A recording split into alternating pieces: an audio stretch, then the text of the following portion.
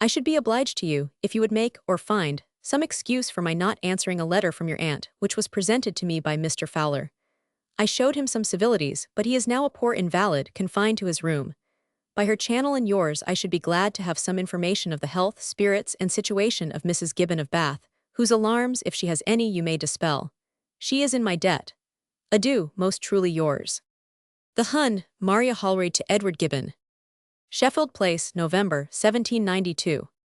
Your 3 letters received yesterday caused the most sincere pleasure to each individual of this family, so highly favored by you, but to none more than myself. I flatter myself that I despise general compliments as they deserve, but praise, though I fear, beyond my deserts from one whose opinion I so highly value, and whose esteem I so much wish to gain, is more pleasing than I can describe, and I really think, thus encouraged, and with your example before me, to show bad habits may be conquered. I had not neglected to make the collection of facts which you recommend, and which the great variety of unfortunate persons whom we see, or with whom we correspond, enables me to make. As to the other part of your letter about my studies, I can only say, the slightest hint on that subject will be always received with the greatest gratitude, and attended to with the utmost punctuality.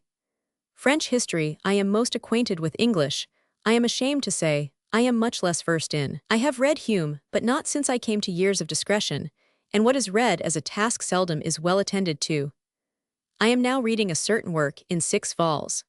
Quarto or 12 duodecimo, which I was acquainted with before, only by reading it after supper, frequently with long interruptions caused by company, and 100, and which only raised my curiosity to give it more attention. It would be impertinence, or at best, but a drop in the ocean to add 341 my mite to the opinion of the generality of the world, and say how much the subject interests or the style delights me. When this work is read through, I intend to proceed with English history. I again repeat, if you condescend to favor me with any directions on this subject, I shall follow them with the greatest pleasure. But if you should not, I am much flattered that you should desire to hear from me, and should have sent you the horrid account of the massacre aux Carmes before if I had thought you would have been desirous of it. I have not seen the details in any newspaper, and one of the 8 priests, who dined here, and had escaped from the massacre, related the whole with such simplicity and feeling, as to leave no doubt of the truth of all he said. Murder of the Archbishop of Arles. On the 2d of September, they went into the garden, as usual, to walk at 5 o'clock in the evening. They expressed their surprise at several large pits, which had been digging for 2 or 3 days past. They said to each other, the day is almost spent, and yet Manuel 277 told a person who interceded for us, last Thursday, that on the Sunday following not one should remain in captivity. We are still prisoners. Soon after, they heard shouts, and some musket shots were fired into the garden. A number of National Guards, some commissaires de sections, and several Marseillois rushed in. The unhappy victims who were dispersed about the garden assembled under the walls of the church, not daring to enter, lest it should be polluted with blood. One who was behind the rest was shot dead. Point de Coups de Fusil said some of the chiefs of the assassins, thinking this death too merciful. A number of them called for the Archbishop of Arles 278 and insisted that he should be given up to them. The priests all crowded round him and determined to defend him with their lives. The Archbishop then said, "Let me pass. If we must all perish, it is of little consequence whether I die first or not, and if my death will appease them, is it not my duty to preserve your lives at the expense of my own?" He asked the eldest of the priests to give him absolution. He knelt to receive it, and when he rose, advanced, with his arms crossed on his breast, towards the people 342. His appearance was so dignified and noble, that for 10 minutes not one of these wretches had courage to raise their hand against him. They reproached each other with cowardice and advanced. One look from the venerable prelate struck them with involuntary awe, and they retired. At last, one of the assassins struck off his cap with a pike. Their fury returned when they saw respect once violated, and another struck him on the head with a saber, and laid open his scalp. The Archbishop only said, "Oh mon Dieu," and put up his right hand to his eyes. A second blow cut off this hand. He repeated his exclamation and raised the other. A third stroke left him sitting, and a fourth extended him lifeless, when all the miscreants pressed forwards to bury their poniards in his bosom. The priests all agreed that the Archbishop of Arles was one of the most amiable men in France. His only crime was having parted with most of his private fortune to support the necessitous clergy of his diocese. since the beginning of the revolution. When he was murdered, the National Guards made all the priests go into the church, telling them they should appear, one after another, before the commissaires du section, who would try them and determine their fate. They had hardly entered, before the people impatiently called for them to show themselves, upon which all kneeling before the altar, they received absolution from the BP of Beauvais, and then, 2 by 2, passed before one of the commissaires, who did not question, but only counted his victims. In this manner perished 120 priests, amongst whom were the bishops of Beauvais and Zaintes. Both of the Rochefoucauld family 279. Our friends escaped by getting over the wall. I am afraid I have tired your patience, and that you did not expect such a tedious history. Maid, De Hennin and Pauline are at Boulogne. They have gained nothing by going there and are afraid they may find it difficult returning to England. The seal of the nation is put on all Maid De Hennin's effects. She is not able to keep a single servant, she says, Pauline and she must wait on each other. Papa, who is more alarmed than I ever saw him, will write to you soon, politically. Mamma will likewise answer your letter, and in the meantime desires many thanks for 343 it. Will you say everything affectionate to Angleton for her letter? I feel sincerely for the situation of that family, and if you can send any good news of 1000. De Sèvres' amendment, I trust you will write. It was particularly kind of Angleton to write when her mind must be so ill at ease, but it is not flung away upon me. I am anything but une ingrate. Mrs. Moss is here, and speaks with delight of your house, your terrace, and of the great civility you showed her. Judge if Lausanne is ever the subject of our conversation. We left Louisa and Aunt at Bath very well.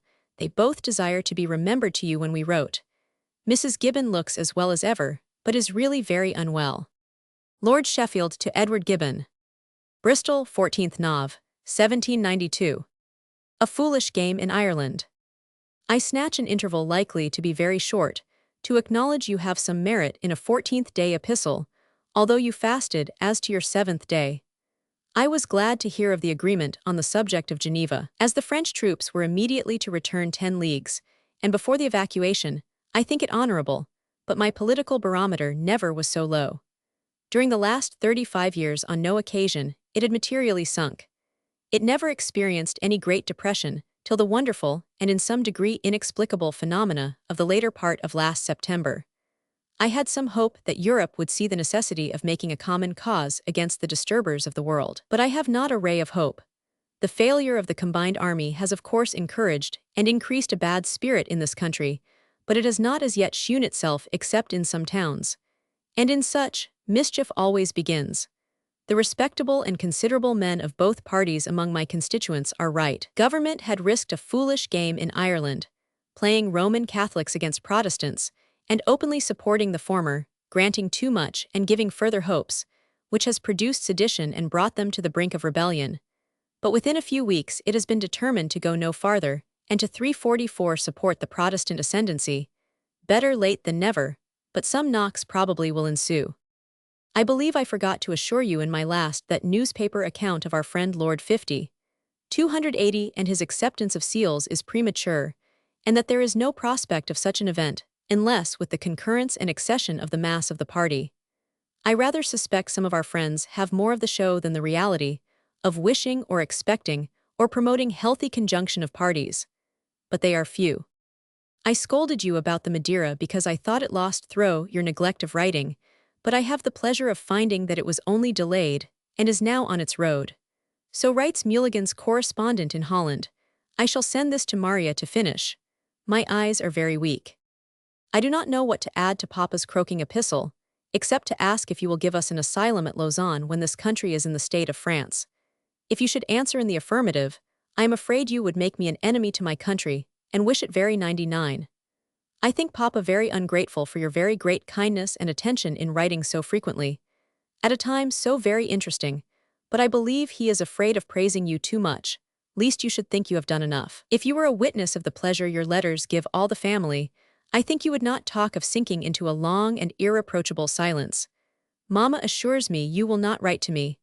Pray make her say the thing that is not, for once in her life. We leave Bath next Sunday, after having enjoyed the gaieties of the place a fortnight. Louisa is to remain here all the winter. She desires to be particularly remembered to you. Switzerland is our daily subject of conversation and regret. Witness our hands this 15th day of November. Maria Josepha Hallreid. Louisa Dorothea Hallreid. To Lord Sheffield. Lausanne, Nov. 25th, 1792. After the triple labor of my last dispatch, your experience of the creature might tempt you to suspect that it would again relapse into a long slumber. But partly from the spirit of contradiction, though I am not a lady, and partly from the ease and pleasure which I now find in the task, you see me again alive, awake, and almost faithful to my hebdomadal promise.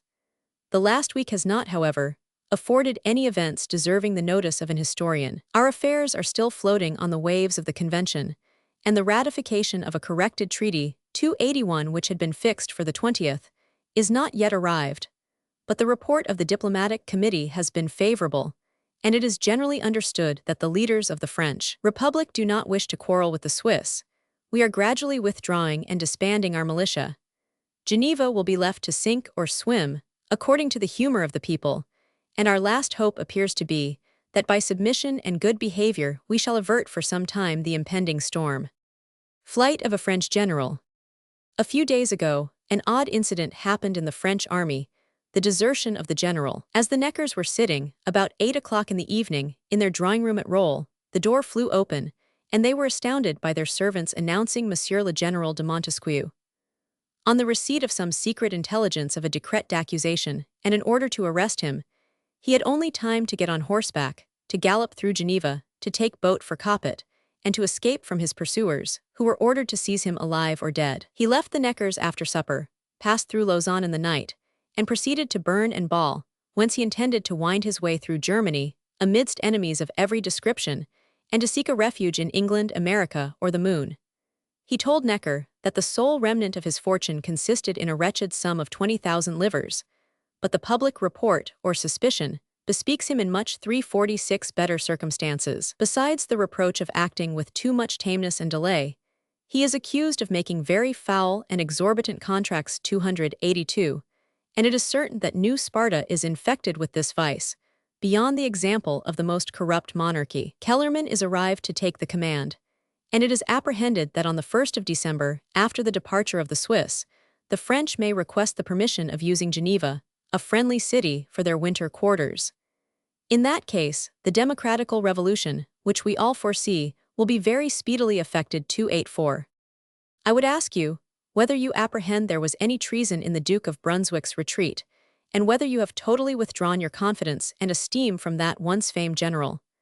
Will it be possible for England to preserve her neutrality with any honor or safety? We are bound, as I understand, by treaty, to guarantee the dominions of the King of Sardinia and the Austrian provinces of the Netherlands. These countries are now invaded and overrun by the French. Can we refuse to fulfill our engagements, without exposing ourselves to all Europe as a perfidious or pusillanimous nation? Yet, on the other hand, can we assist those allies without plunging headlong into an abyss, whose bottom no man can discover? But my chief anxiety is for our domestic tranquility, for I must find a retreat in England, should I be driven from Lausanne. The idea of firm and honorable union of parties pleases me much, but you must frankly unfold what are the great difficulties that may impede so salutary a measure.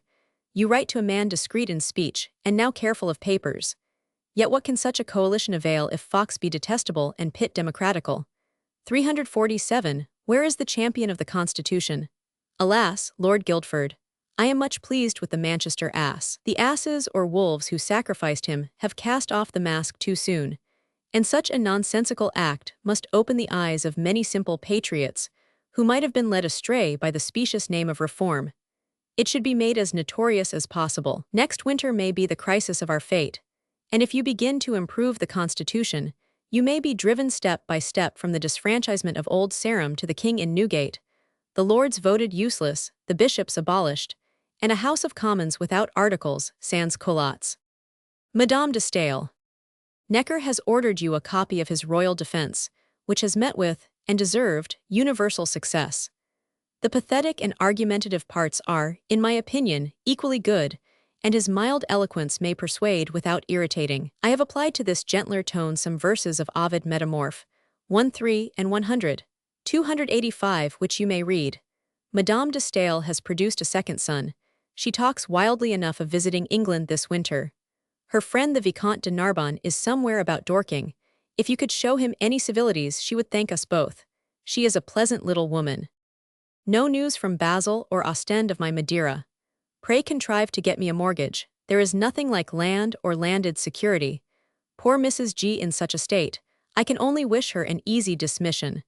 I wish the same to poor Severi, whose condition is hopeless. Should he drag through the winter, Madame de S would scarcely survive him. She kills herself with grief and fatigue. What a difference in Lausanne. I hope triple answers are on the road. I must write soon, the times will not allow me to read or think. Ever yours. Number 6, I believe.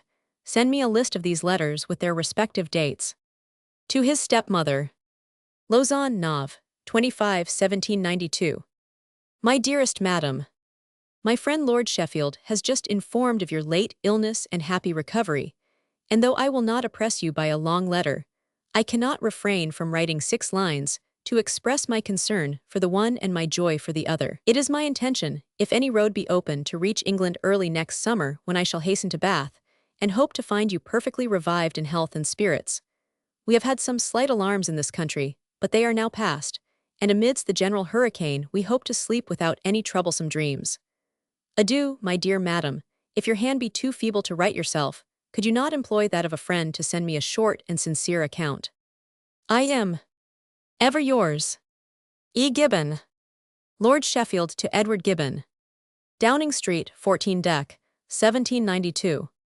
Being harassed in an extraordinary degree, I with ease persuaded myself that it should be better to delay my letter till this day, that I might say what passed in opening the Parliament yesterday. 286. Your extraordinary effort to write so much would have immediately forced me to answer if I had not known that Maria had dispatched a packet, and that my lady threatened another. I must acknowledge that Maria pressed me every post to take up the political part of the correspondence, but you will be satisfied with my occupation lately. The Constitution is the frenzy. Government had information. I know it to be very serious 349 and not from them. The sudden withdrawing of the troops from the coast to the city, the extraordinary assembling of Parliament, the calling out of a part of the militia, of course caused great alarm, but the effect was good. The middle ranks in town proposed associations. 287 I believe we began in Sussex. I instantly took to it, gave a right direction, limited the business to support of Constitution as now established, and of exerting the civil power which should be found necessary at this extraordinary crisis, instead of patchwork and partial association by towns. I have promoted one in each of the 12 divisions of the county. My division meets first. The plan ran like wildfire. The Constitution is the frenzy more than liberty, property, and no excise or coalition ever was. All the parishes in London are associating. I had written the first page when the Princess de Henin, who left Boulogne yesterday, entered my room, and the now immediate departure of post only allows me to say that Charles Fox, on moving the amendment of the address 288, uttered the 350 most mischievous doctrines, principles, and 100 that could at this time be invented, declaring himself, however, a friend to the Constitution, yet admitting the necessity of some changes. We country gentlemen opposed him, 290 to 50.289 Lord Lansdowne's men included in the latter. Most of the others were only with him because they thought it better not to throw him out of all chance of control. Just as I came into this house, I met Lord Bute, who told me the Irish Catholics were in arms. Whether we shall have war with France is far from settled. I shall write by next post. Lord Sheffield to Edward Gibbon. Sheffield Place, 20th Dec, 92. Jacobinism in England. I wrote in much haste to you last Friday, and I know not at this time what I wrote.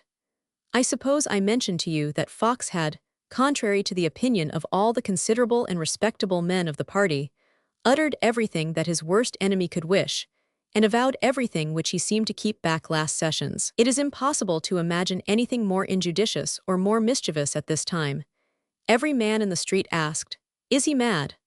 On the report of the address he maintained still more extravagant language than the day before. The next day, Saturday, he moved an address to the king to acknowledge and send an embassy to the Republic, or to that effect. 290, I had been considerably elevated by his speeches of the preceding day, and just before I came down to the house, I heard that Brissot had announced in his newspaper of the 10th, as a measure of opposition, the acknowledgement of the Republic and 351 an embassy.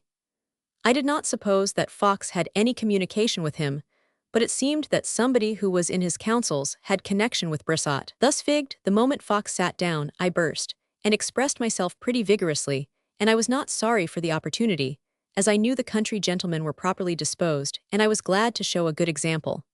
Some followed strongly against Fox's conduct. The speeches are wretchedly given in the common newspapers, but there is a good report of what I said in the Diary and Morning Chronicle, and if there should be room, Maria shall copy it at the end of this letter, as it is not long. Your last letter of the 26th Nov. is not the 6th, but the 5th bulletin of affairs in your neighborhood. While you continue to write you shall have frequent accounts from hence.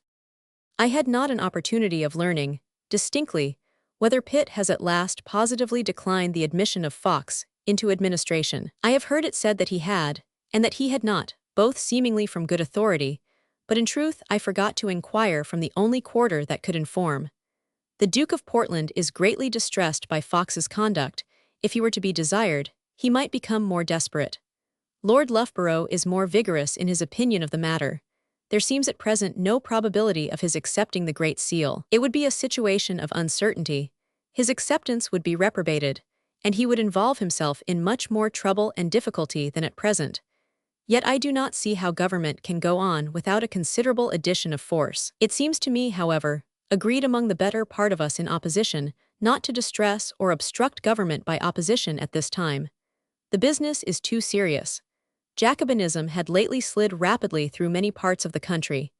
Emissaries of all sorts and in great numbers have been very busy, and at a great expense. I believe that I mentioned in a late letter that the chief of the propaganda was here.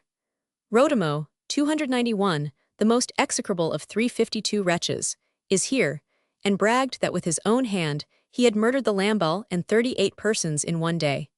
Many Frenchmen landed upon different parts of our coast with arms. Some imported them regularly and paid duty for them. Several men landed even near Ipswich with firelocks, sidearms, and a dagger. The officer commanding took them from them, and the mayor ordered them to be stored. The numbers in London were very great. A very considerable number of persons there, and especially in the borough, were in concert with them. However wild it may appear, the plan was to surprise the Tower and to deliver the 100,000 muskets in the armory to the people, who they supposed would follow them. The number who have associated in the several clubs is said to consist of many thousands. Government had noticed that an attack would be made on Sat, the first decker. All the night of Friday artillery and artillerymen were marching to the Tower from Woolwich, and before daybreak it was well guarded. All this I know and not from friends of government. The Tower has since been much strengthened, the gates fortified, the ditch cleansed, and a considerable body of men is now there. All the cavalry and regulars within 100 miles of London were brought to its close neighborhood. Fox's mischievous speeches. The country was of course alarmed. The shopkeepers at Lewes proposed association in favor of the Constitution. The same disposition seems to have arisen at the same time in different parts of England. Finding it likely to run, I have been very active in giving it a direction. It appeared to me that nothing could be more advantageous than arranging the minds of the people under a good principle, while they were in a ferment, and when once committed by their signature, it was likely they would be strenuous for measures which I endeavored to make their own, as much as possible. Every division of this county is forming associations to support the civil power, and declaring in 353 favor of a government by King, Lords, and Commons. The spirit is going through the whole kingdom. The Jacobins seem to be totally crushed and dismayed. Many French fled to the ports to secure a passage, whether 100. Fox's speeches will revive them, I do not yet know, but they certainly will encourage many of the miscreants within the country. I do not know whether I mentioned to you the great facility with which several people, even in this county, talk of the foolish expense of maintaining a royal family. Association, giving an opportunity to such an immense proportion of the people to show their attachment to the Constitution, has an excellent effect, and I have no doubt that the French devils on the excellent appearance of things will give up their machinations. On the late explosion Rodemo made an attempt to fly. He was told he would be safer in London. He is well spied. He sees 400 persons in a day. I believe he is now gone. I came here on Sunday to attend a great meeting of associations, which I had promoted on Monday. I intended to return, but on Tuesday I wrote to the 500 of Portland and to Lord Loughborough, and told them I was so disgusted with Fox's conduct that I thought they would agree with me, that I had better remain at Sheffield Place till Parliament meets for business after Christmas, that I was sure a very small number of members indeed would follow him in his present career, that, as a well-wisher to the tranquillity and safety of the country, I need not be apprehensive of any mischief, except what may arise from the language he holds, which cannot be prevented, that I do not like to seem separate from men with whom I have zealously acted 10 out of the 13 years of my political life. Continued by the Hun, Maria Holroyd. My Lord's speech, taken from the diary, he rose immediately after Mr. Fox's motion for an embassy to France. It is impossible to be silent. Are we then in that deplorable situation? Are we the vilest and most contemptible of nations? Are we to be the first to acknowledge and cringe to these cutthroats and robbers, who have not the recommendation of being able to control their own banditti? Are we to league with them, to act in concert with them? How soon they may be invited here, he 354 should not then attempt to guess, or to say how soon our jails may be filled with the most respectable persons of the nation, for the purpose of murdering them in cold blood without a trial, or how soon the most amiable of our women, and of the highest ranks may lie on straw crowded in the most loathsome jails, as in France, with the lowest dregs of the people, faultless however, except that their fathers, husbands, or sons may have ventured to maintain the Constitution, he should leave to others more able than he was to detail the mischiefs of the monstrous proposition that had been made. He was too much agitated to attempt it. He was almost ashamed of the enthusiasm he had hitherto felt in favor of the right honorable mover. It is true he had made much inquiry, but he hoped other country gentlemen would communicate what they knew of the state of the country. In respect to war, he believed every man wished to avert it, that the surest means of avoiding it would be by vigorous preparation for it, and if it could not be avoided, that it would be better policy to meet it than wait for it.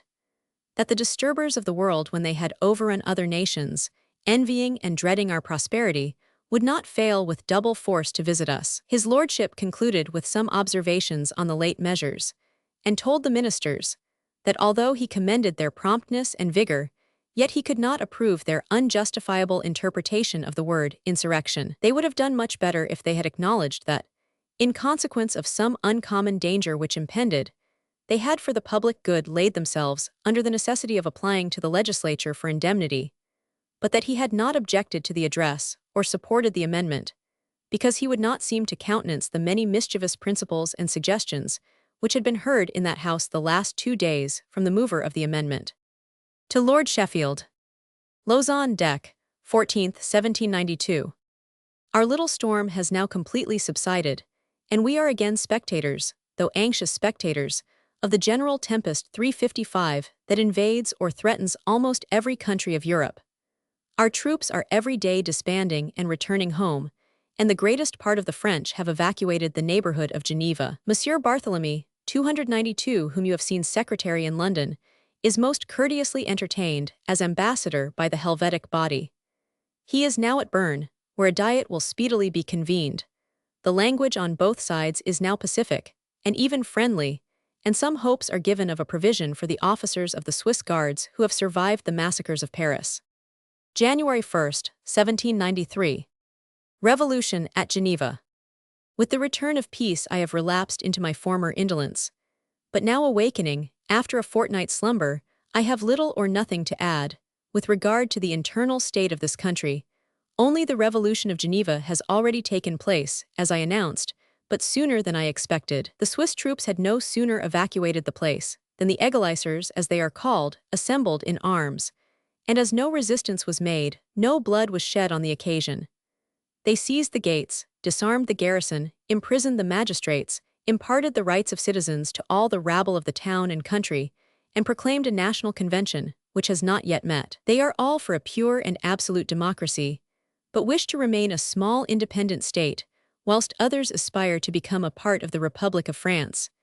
And as the latter, though less numerous, are more violent and absurd than their adversaries, it is highly probable that they will succeed. The citizens of the best families and fortunes have retired from Geneva into the Pays de Vaud, but the French methods of recalling or proscribing emigrants will soon be adopted. You must have observed that Savoy has now become le Departement du Mont Blanc. I cannot satisfy myself whether the mass of the people is pleased or displeased with the change, But my noble scenery is clouded by the democratical aspect of 12 leagues of the opposite coast, which every morning obtrude themselves on my view. I here conclude the 356 first part of the history of our Alpine troubles, and now consider myself as disengaged from all promises of periodical writing. Upon the whole, I kept it beyond our expectation, nor do I think that you have been sufficiently astonished by the wonderful effort of the triple dispatch. You must now succeed to my task, and I shall expect, during the winter, a regular political journal of the events of your greater world. You are on the theater, and may often be behind the scenes. You can always see, and may sometimes foresee. My own choice has indeed transported me into a foreign land, but I am truly attached, from interest and inclination, to my native country, and even as a citizen of the world, I wish the stability and happiness of England, the sole great refuge of mankind, against the opposite mischiefs of despotism and democracy. I was indeed alarmed, and the more so, as I saw that you were not without apprehension. But I now glory in the triumph of reason and genuine patriotism, which seems to pervade the country. Nor do I dislike some mixture of popular enthusiasm, which may be requisite to encounter our mad or wicked enemies with equal arms. The behavior of Fox rather afflicts than surprises me. You may remember what I told you last year at Lausanne, when you attempted his defense, that his inmost soul was deeply tinged with democracy. Such wild opinions cannot easily be reconciled with his excellent understanding, but 'tis true, 'tis pity, and pity 'tis true. He will surely ruin himself in the opinion of the wise and good men of his party. You have now crushed the daring subverters of the Constitution, but I now fear the moderate well-meaners, reformers. Do not, I beseech you, tamper with parliamentary representation. The present House of Commons forms in practice a body of gentlemen who must always sympathize with the interest and opinions of the people, and the slightest innovation launches you without rudder or compass on a dark and dangerous ocean of theoretical experiment. On this subject, I am indeed serious. Upon the whole, I like the beginning of 93 better than the end of 92. The illusion seems to break away throughout Europe. I think England and Switzerland are safe. Brabant adheres to the old constitution. The Germans are disgusted with the rapine and insolence of their deliverers. The Pope is resolved to head his armies, and the Lazzaroni of Naples have presented St. 357 Januarius with a gold fusee to fire on the brigands Franchise. So much for politics, which till now never had such possession of my mind.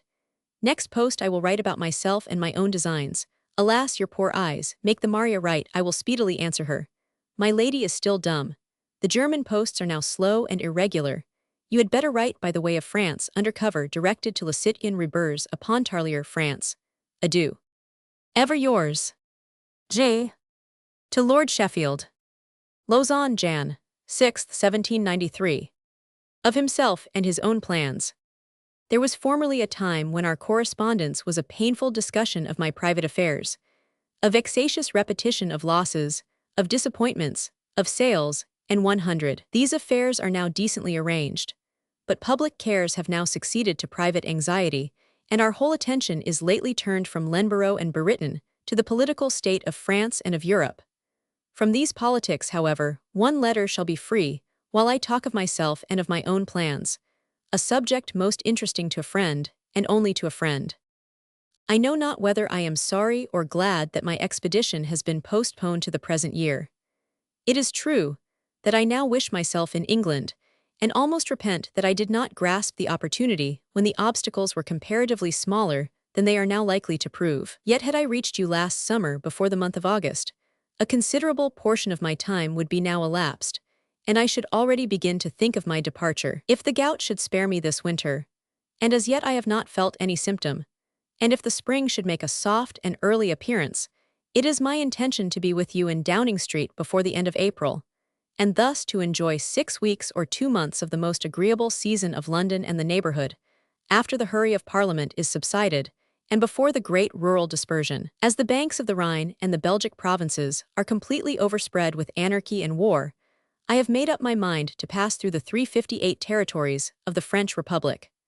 From the best and most recent information, I am satisfied that there is little or no real danger in the journey, and I must arm myself with patience to support the vexatious insolence of democratical tyranny. I have even a sort of curiosity to spend some days at Paris, to assist at the debates of the Pandemonium, to seek an introduction to the principal devils, and to contemplate a new form of public and private life, which never existed before and which I devoutly hope will not long continue to exist.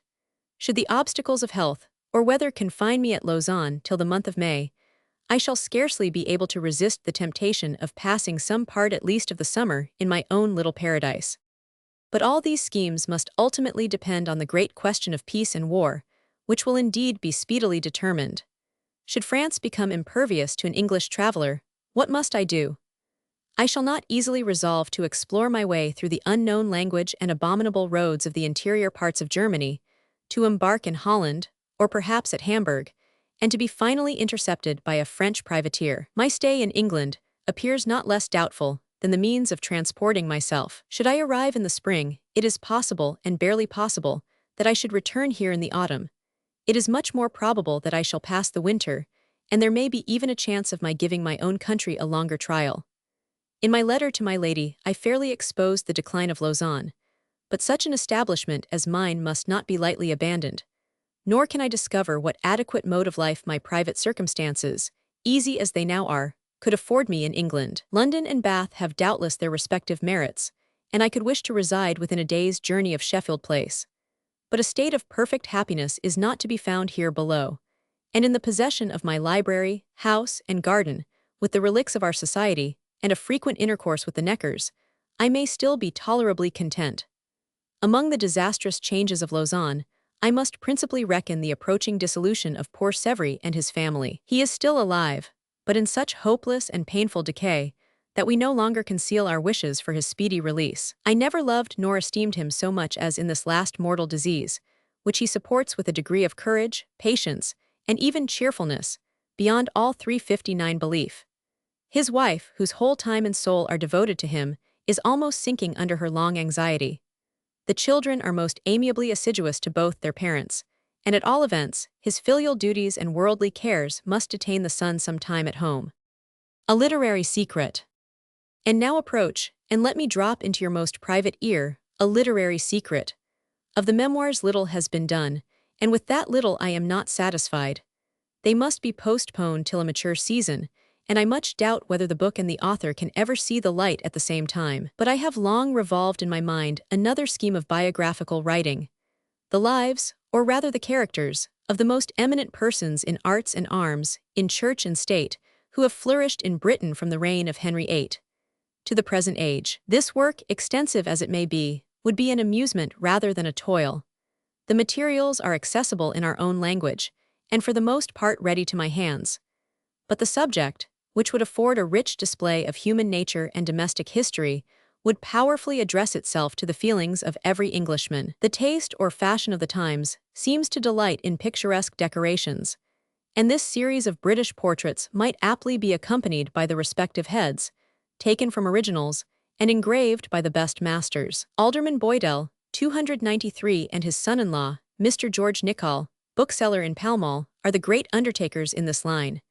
But your negotiation with them will require the dexterity of an Auckland or a Malmesbury, as it is most essential that I be solicited, and do not solicit. In your walk through Pall Mall, you may call on the bookseller, who appeared to me an intelligent man, and after some general questions about his edition of Shakespeare and 100, you may open the British portraits as an idea of your own to which I am perfectly a stranger. If he kindles at the thought, and eagerly claims my alliance, you will begin to hesitate. I am afraid, Mr. Nichols, that we shall hardly persuade my friend to engage in so great a work. Gibbon is old and rich and lazy. However, you may make the trial, and if you have a mind to write to Lausanne, as I do not know when he will be in England, I will send the application.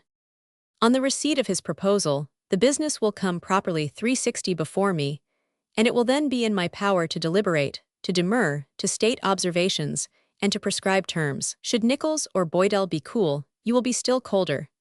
I shall hear from you the tone and motives of their refusal, and on my arrival in England, I shall be free to consider whether it may suit me to proceed in a mere literary work without any other decorations than those which it may derive from the pen of the author. It is a serious truth that I am no longer ambitious of fame or money, that my habits of industry are much impaired, and that I have reduced my studies to be the loose amusement of my morning hours, the repetition of which will insensibly lead me to the last term of existence.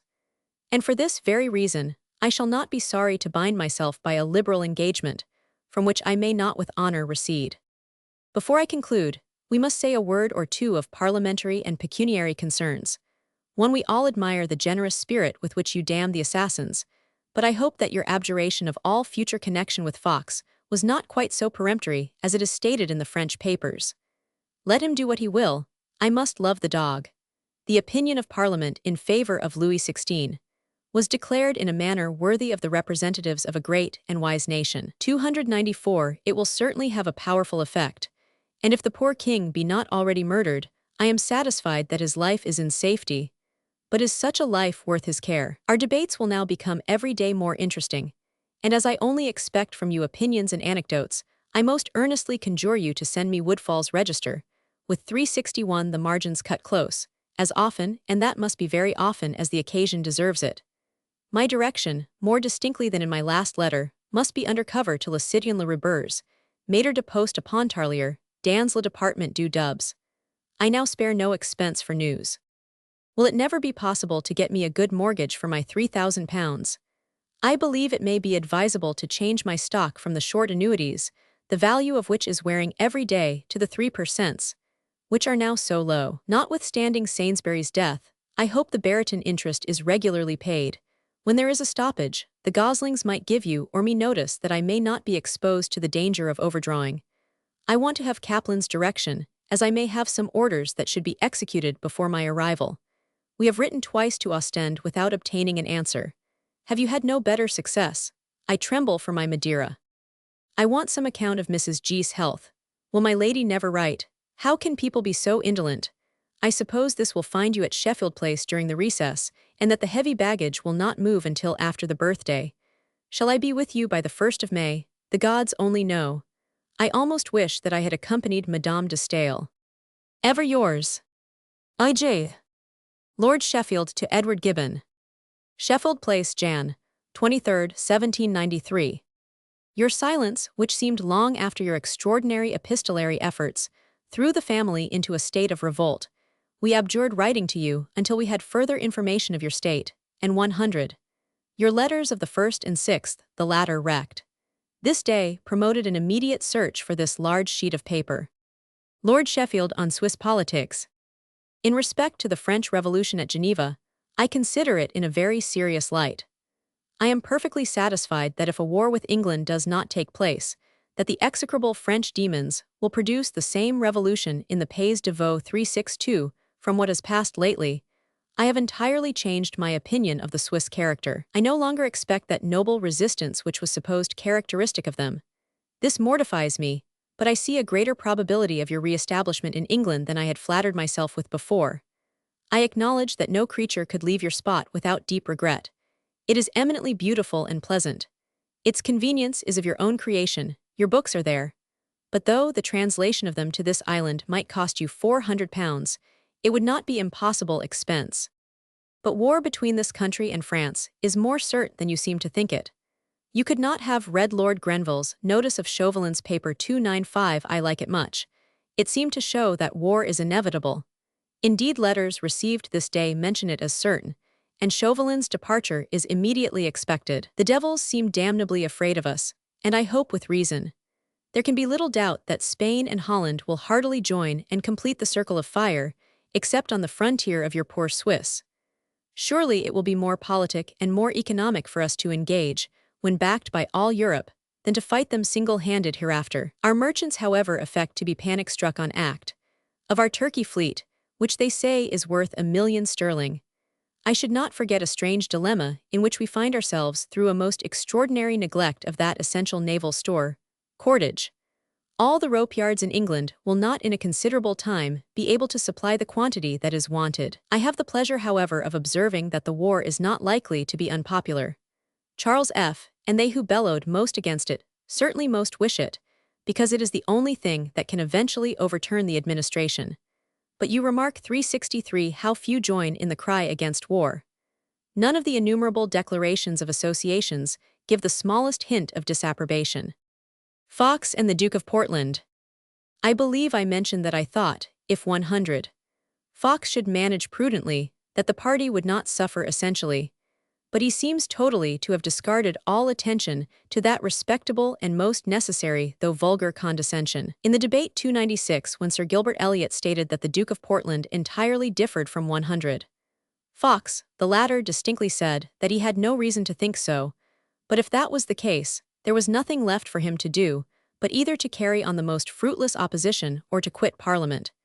It is said he went next morning to the Duke and repeated his threat to quit Parliament. The Duke was induced to send the Marquis of Titchfield to the House of Commons to contradict in a degree, or at least give a different colour to what Sir Gilbert had said, although the latter had taken down in writing the Duke's sentiments, which he had delivered to the House. It is a most serious business to cast off or deny the leader of the party in the House of Commons, and such a man as Fox, with whom he has always acted.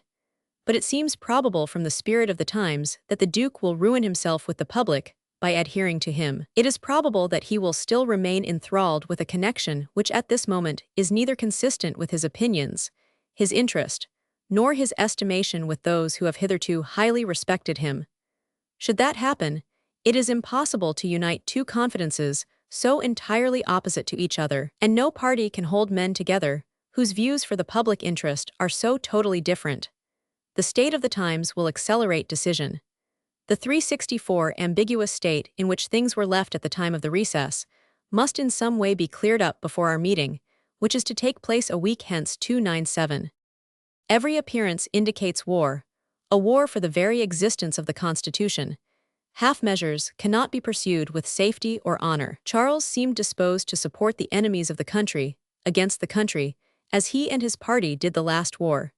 You will recollect how it used to affect my nerves, and how I used to execrate the conduct of opposition. The second attempt at the same vile game revolts me in the highest degree, and I think it will be impossible for me ever to follow such a leader. I have kept out of the way, yet I find the country gentlemen, and many others much disposed to follow the style I took up so vigorously on the proposition being made to acknowledge the Republic. What I then said is vaunted throughout Europe far beyond what it deserves. It has been nobly seconded by the country gentlemen.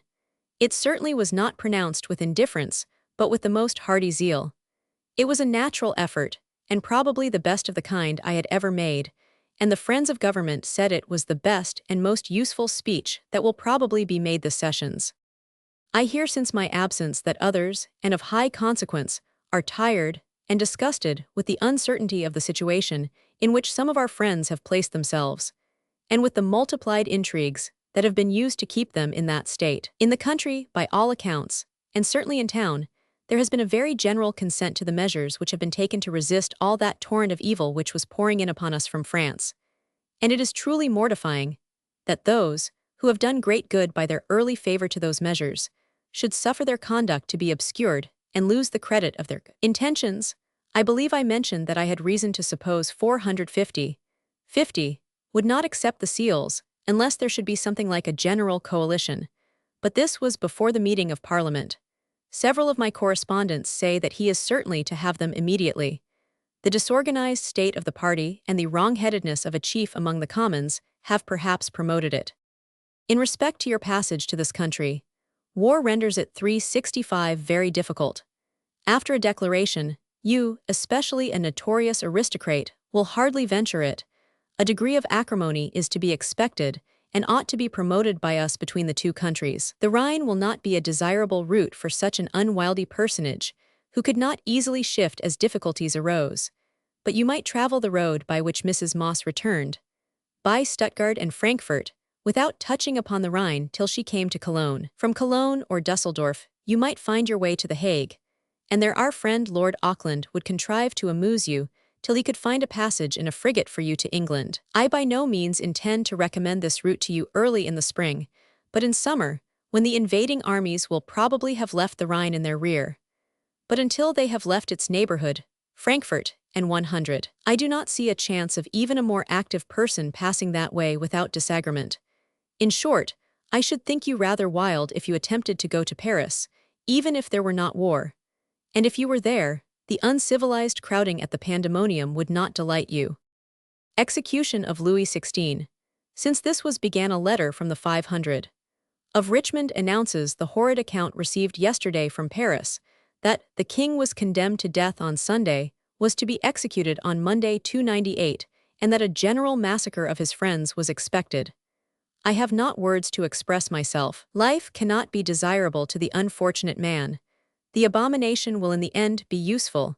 The execration of the world will be uniform, and the extirpation of the miscreants surely must and will follow. The abhorrence of their principles will be complete check to the further spreading of the greatest evils we have ever heard of, and on account of the odium which shall fall on their whole system. I rejoice that the worse than savage act should be done by the assembly rather than by a tumultuous mob. I can hardly think on any other subject.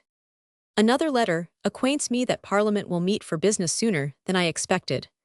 Dundas has given notice of a message to come down on Monday the 31st, equivalent to a declaration of war 299. I shall never consent to your dropping the memoirs. Keep that work always going, but you should decide whether the book and the author are to see the light together, because it might be differently filled up according to that decision. A man may state many things in a posthumous work that he might not in another. The latter often checks the introduction of many curious thoughts and facts. But I like your biographical plan very much. It will give great satisfaction, and it may last as long as yourself. What think you of the manner of Plutarch? I shall mention the matter to Nichols. Well-engraved portraits is a decoration that will be desired by all. We have a slight work by Birch which you know, and which accompanies some very good portraits. We hear with most sincere concern of the state of that eminently honest gentleman, poor de Sèvres, and were highly concerned for the family. It must be obvious to you that a tolerable situation for the son, in the way you wish, becomes every day more unpromising. Nothing but the north and part of Germany is open, and the passage there during the war will not tempt our great people to send their sons, and I know and you may readily suppose that the market is overstocked in the greatest degree by the numberless Frenchmen of fashion who are soliciting for the office on any terms. So many solicit for them, Sèvres has scarce a chance during war. I saw in a newspaper some time ago a paragraph which stated several circumstances concerning your present situation at Lausanne, and added that the account came from a noble lord. I was a good deal annoyed, although the circumstance of great incorrectness proved that it did not come from me. Lord Sheffield to Edward Gibbon. Downing Street, 29th Jan. 93.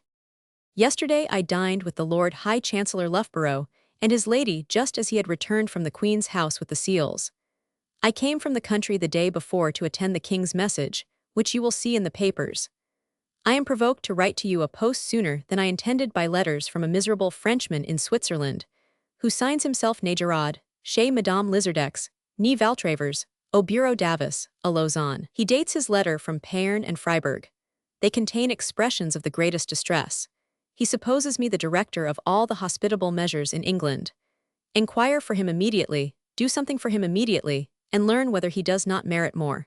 His letters are shocking to read. I shall not dislike to pay you, yet as you are a rich old fellow, I am of opinion you will take an opportunity of doing something yourself, or of ordering some subscriptions in your name in this country. Fox and his followers.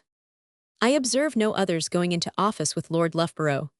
The 500 of port is enthralled by Charles Fox, notwithstanding he declares he thinks as we do on the present topics, who do not mean to follow ch. Fox again. Many adhere to 500. Of Portland, however, yet highly disapproving 100. Fox's conduct. The latter, Erskine and Gray and 100, were daily and publicly with Chauvelin and 100, before his departure. Merritt 301 is just come with credentials from the Republic, and 368, it is said with carte blanche, and to inquire whether we will receive Dumouriez. Offers to withdraw troops from all the countries attacked, to do what we please in respect to commercial treaty, and to abide our arrangement of peace with Europe. If this be true, it may embarrass ministers here how to treat with Pash 302 or men who may not exist 2 days.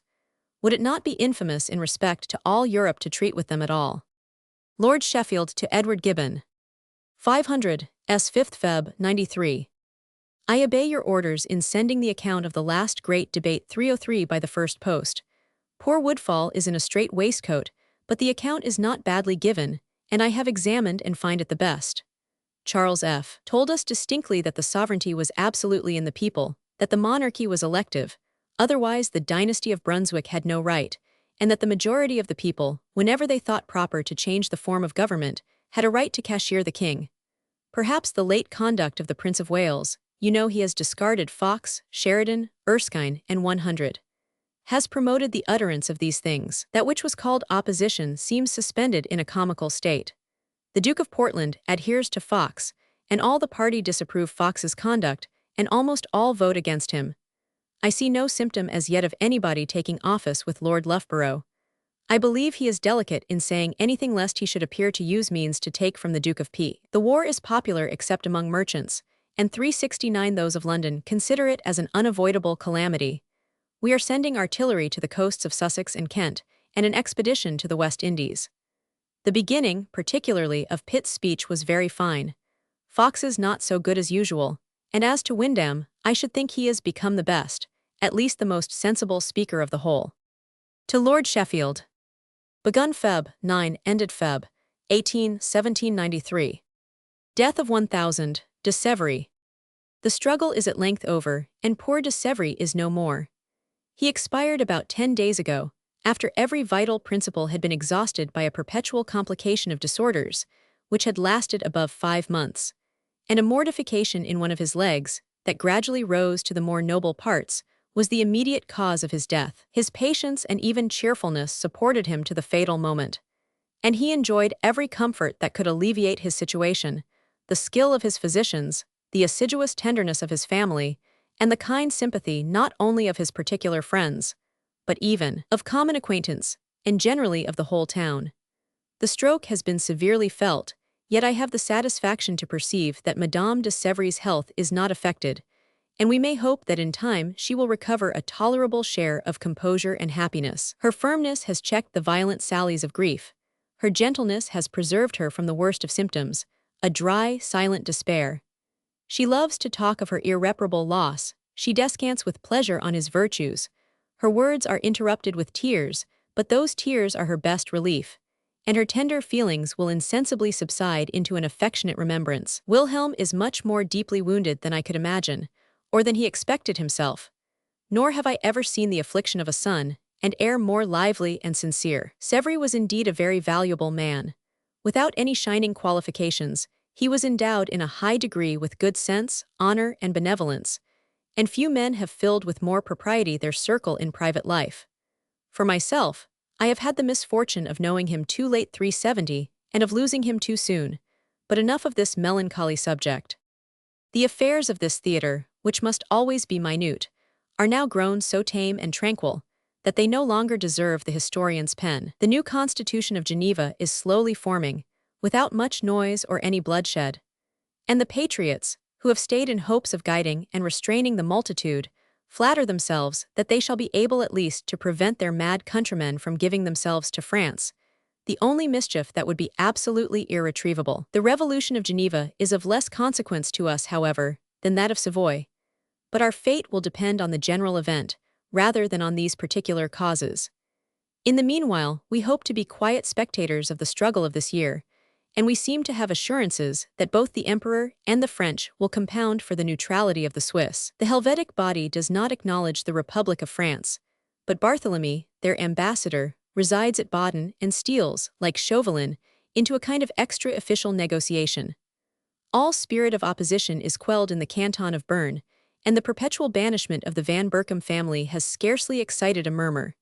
It will probably be followed by that of Colonel Pollier and 100. The crime alleged in their sentence is the having assisted at the Federation dinner at Rolle 2 years ago, and as they are absent, I could almost wish that they had been summoned to appear and heard in their own defense. To the general supineness of the inhabitants of Lausanne, I must ascribe that the death of Louis XVI has been received with less horror and indignation than I could have wished. I was much tempted to go into mourning, and probably should, had the Duchess been still here, but as the only Englishman of any mark, I was afraid of being singular, more especially as our French emigrants, either from prudence or poverty, do not wear black, nor do even the Neckers. Have you read his discourse for the king? It might indeed supersede the necessity of mourning. Frenzy fever of the French. I should judge from your last letter, and from the diary, alas, poor Woodfall, that the French declaration of war must have rather surprised you.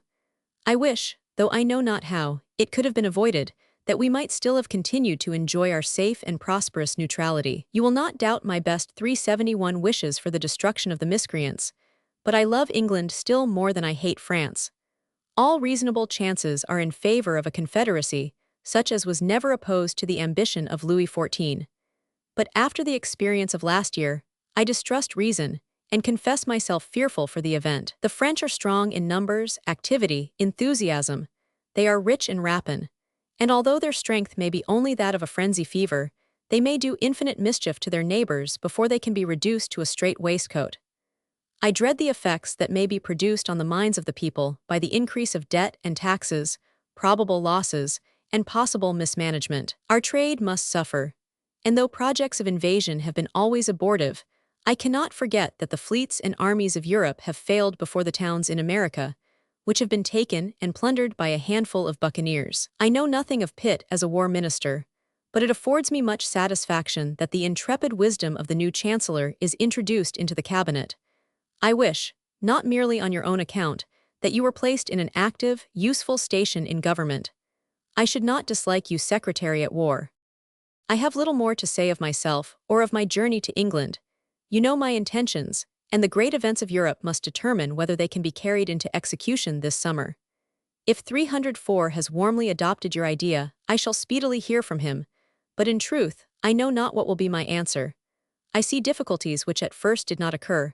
I doubt my own perseverance, and my fancy begins to wander into new paths. The amusement of reading and thinking may perhaps satisfy a man who has paid his debt to the public, and there is more pleasure in building castles in the air than on the ground. I shall contrive some small assistance for your correspondent, though I cannot learn anything that distinguishes him from many of his countrymen. We have had our full share of poor emigrants, but if you wish that anything extraordinary should be done for this man, you must send me a measure. Adieu. I embrace my lady and the Maria, as also Louisa. Perhaps I may soon write, without expecting an answer. Ever yours. I.J. Edward Gibbon to Lord Chancellor Loughborough, 305. Roll, February 23, 1793.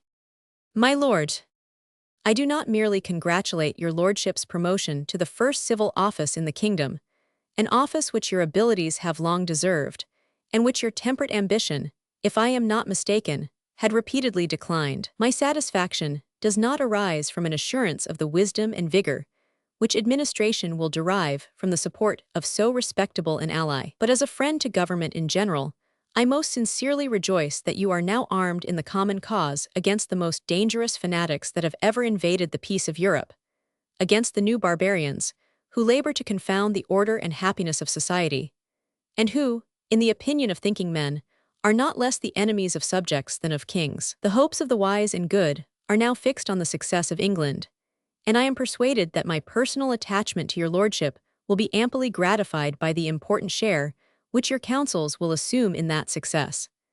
I could wish that some of your former associates possessed sufficient strength of mind to extricate themselves from the toils of prejudice and party, but I grieve that a man, whom it is impossible for me not to love and admire, should refuse to obey the voice of his country, and I begin to fear that the powerful genius of Mr. Fox, instead of being useful, will be adverse to the public service.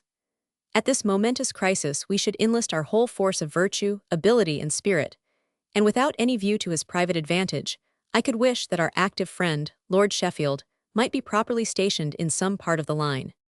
Lord Chancellor Loughborough. 1000. Necker, in whose house I am now residing on a visit of some days, wishes me to express the sentiments of esteem and consideration which he entertains for your lordship's character. As a friend to the interest of mankind, he is warmly attached to the welfare of Great Britain, which he has long revered as the first, and perhaps as the last asylum of genuine liberty. His late eloquent work, Du Pouvoir Exécutif, which your lordship has assuredly read, is a valuable testimony of his esteem for our Constitution, and the testimony of a sagacious and impartial stranger may have taught some of our countrymen to value the political blessings which they have been tempted to despise. I cherish a lively hope of being in England, and of paying my respects to your lordship before the end of the summer. But the events of the year are so uncertain, and the sea and land are encompassed with so many difficulties and dangers, that I am doubtful whether it will be practicable for me to execute my purpose. I am, my lord, most respectfully, and your lordship will permit me to add most affectionately, your most obedient and faithful humble servant. Lord Sheffield to Edward Gibbon. 500, 15th March 93. We had intelligence of poor de Sèvres' death 2 or 3 weeks before the receipt of your letter. I had always thought of him as you describe him, honorable, benevolent, and sensible. His family must lament him forever, and I know none more likely to feel the loss. As to the Pays de Vaud, the thorough diversion caused by the war with England will leave it in a sort of humiliated security, but I have little doubt, if that event had not taken place, that the revolutionary principle would have been insinuated through Geneva to the Pays de Vaud. The dereliction of character, to which the Swiss have thought it expedient to submit, subjects them to the whims of fortune and of nations. Perhaps, if the world should recover its senses, it may find itself nearly as it was, except what its dignity may have suffered. But you do not deserve to be a 374 nation, wretches so completely in awe of the sans culottes, that they did not dare even to wear mourning. As for you, you are a damned, unworthy, temporizing son of a bitch, and shall only be deemed a renegado Englishman in future. Never was a mourning so general in England 306 I did not, who seldom wore it in the morning before, quit it for a quarter of a moment. I was glad to see the lower ranks indignant, although to be sure Louis XVI. Fort was being a martyr. It may be also added that a more innocent man was never more undeservedly put to death.